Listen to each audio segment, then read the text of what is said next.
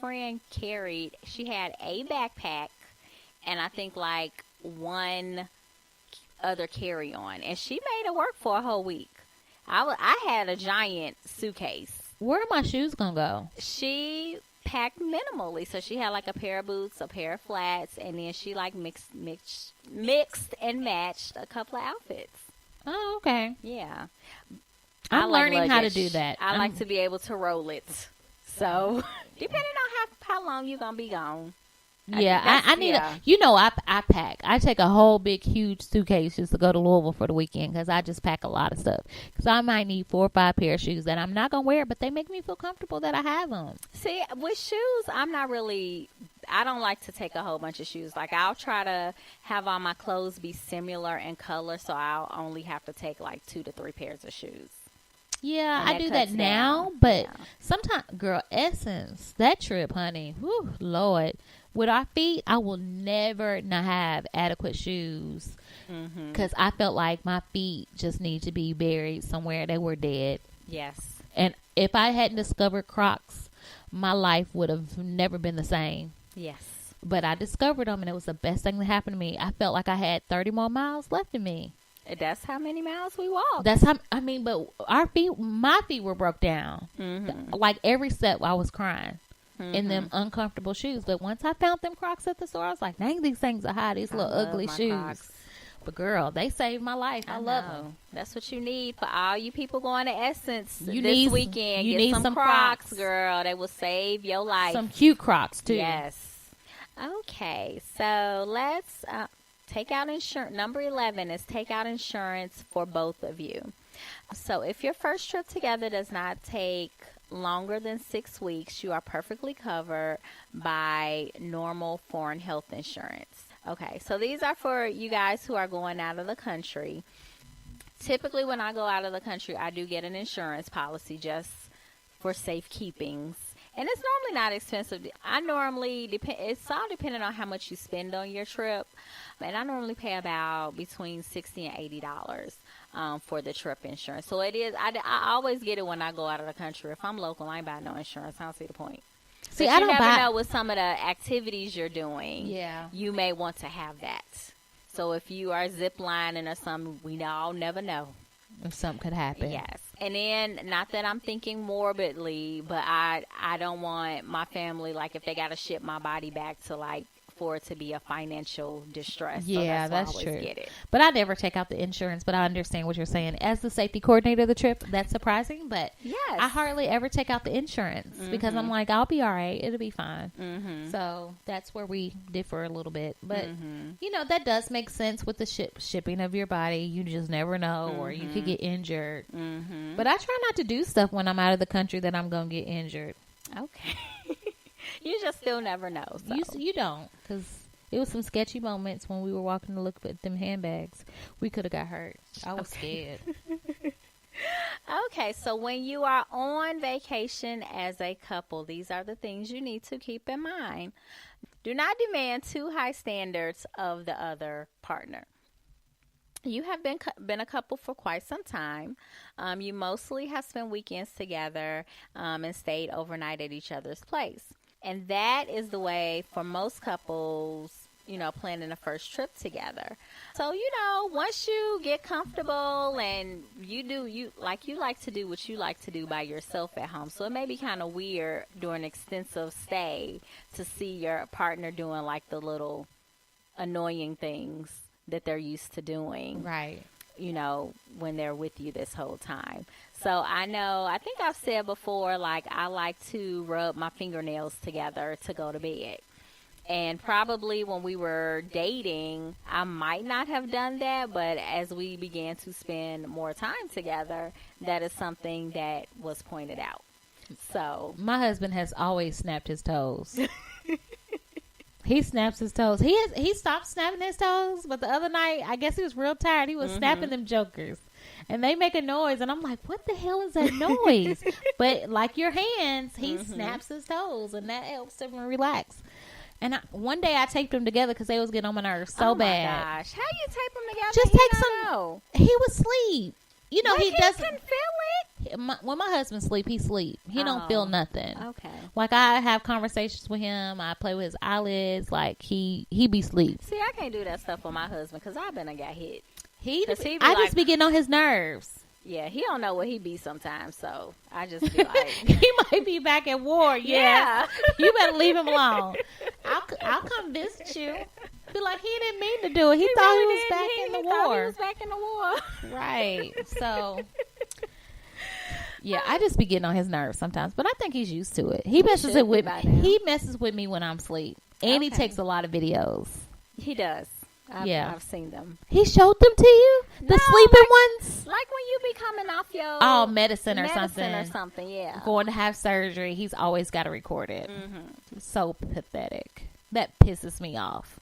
And I don't even know he's recording me. Getting me while I'm high.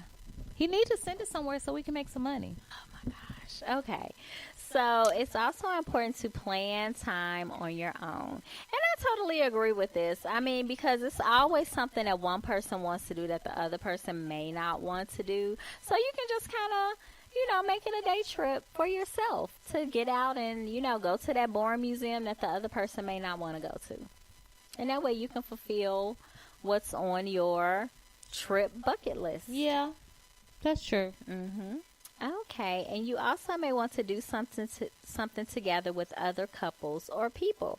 So this is also a good time to utilize like international meetups.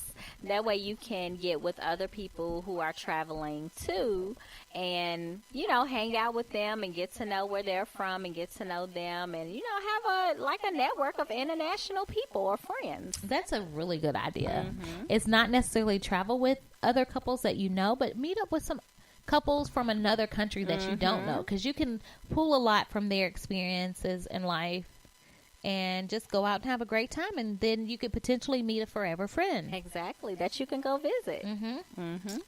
And the next one is do not go out for a drink all the time.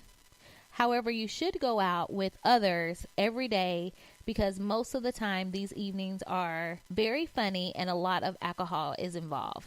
Thus, you won't be fit for the next day. Makes sense. Yeah, I say just get wasted. You're on vacation. Have fun. You only live once. But you don't want a hangover, because then it's kind of messing up. Know your limits. Yes. But don't be like, I can't drink because I'm going to get sleepy. Hint, hint. Mm-hmm. You should go out and get a little bit tipsy so we can all laugh and have fun while you're sleeping, I guess, on the table. Mm-hmm. So I'm just saying. Mm-hmm. And so I'm going to get wasted so everybody can laugh, because obviously, I guess I'm funny when I've been under the influence. I mean, you're funny sober. Whatever. I'm just saying. Yeah, but apparently when I'm under the influence, I provide a good time for everybody. But not in a bad, drunk girl, crazy way. No, but not at all.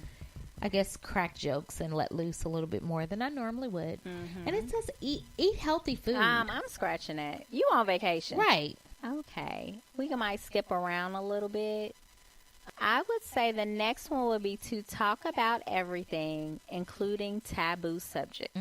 I say no. Why? Because then you're going to argue on your trip. And you be like, who is this person? And they get on my nerves. Well, why don't they believe in something that I think you should just not have those deep conversations. Not necessarily a deep conversation, but, like maybe that person may learn something about your childhood that they didn't know. Yeah, but nothing too heavy. Nothing too heavy. No. Right. Because if you know that your husband or your spouse, your boyfriend or your boo thing, your mate, has a totally different political feelings than you do, and y'all start talking about immigration, that can ruin a whole trip. I feel like that's something that should be discussed even before this.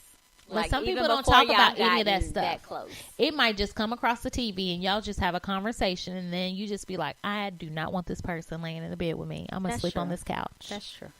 So it depends on where you're at in the relationship. This, to me, I feel like when you're taking a trip together, you really kind of, get serious.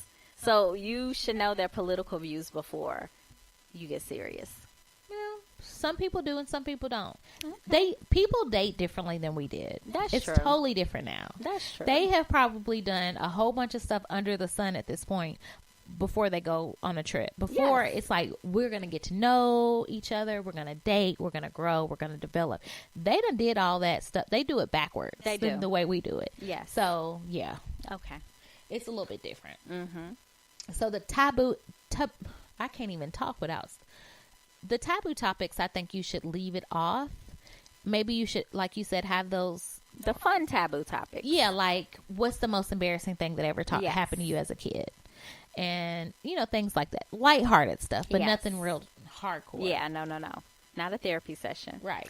If you go by car, use the navigation and set a Spotify playlist.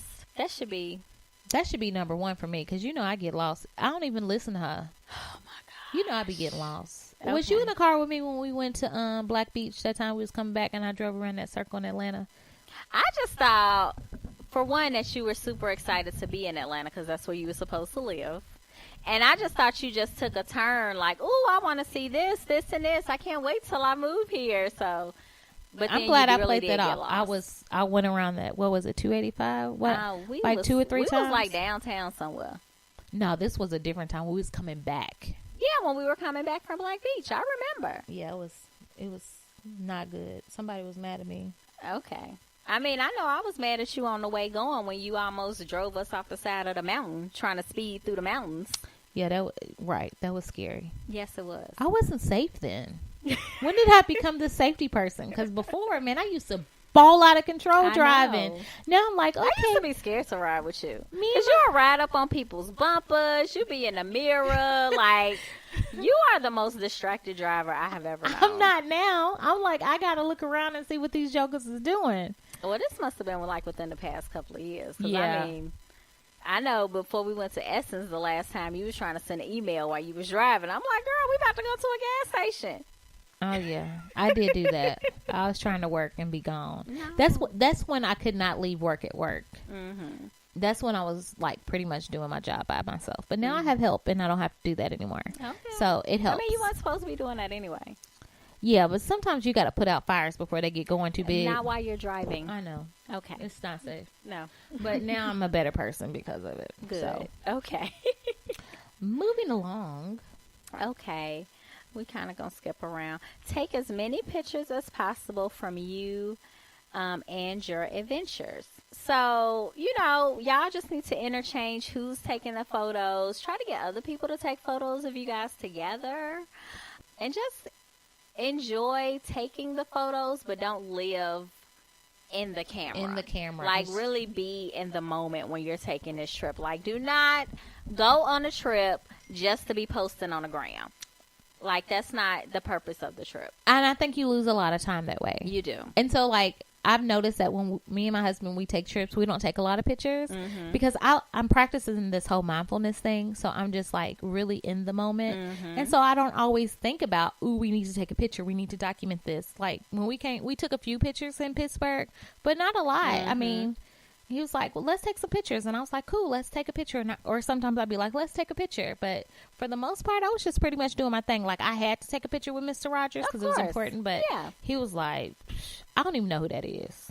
I don't know who Mr. Rogers is. Girl, he knows who Mr. Rogers is, but he wasn't like watching Mr. Rogers every day like I was. Oh, my God. He's totally different. Okay. It's them damn millennials. But he's not a millennial. Yes, he is. Okay. I forgot you got you a young thing. I got me a young thing. Got me a young thing. They keep you active. So, yeah. And finally, you want to relax while you are taking this lovely couples trip. Right. It shouldn't be go, go, go, go, go. Yes. And I had to learn that with my husband because his thing is, I'm on vacation. I want to be on the move every day. And I'm not that way. I want to plan a couple of activities. I want to sleep in. I want to sit on my butt if I darn well choose to. Right. So we've gotten better. He's gotten whole lot better. Because I know when we were on our honeymoon, like we were on the go the whole freaking time. And I was like, look, I want to sleep. I'm also on vacation on top of our honeymoon. So. Right. My husband just get up in the wee hours of the morning and leave me with a little note or a text message saying, I'm gone fishing. Okay. Well, at least he does that because my husband every time we went like on a beach vacation, mind you, I love my sleep and I love to sleep in.